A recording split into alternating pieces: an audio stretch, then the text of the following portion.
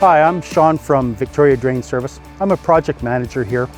We're on Colquitt's Avenue in Victoria, BC, and we're installing liners into the sewage system for the Municipality of Saanich. We're trying to reduce the I&I, which is inflow and infiltration into the sewage system. The benefit of installing liners is far less disruption to both the homeowner and the municipality.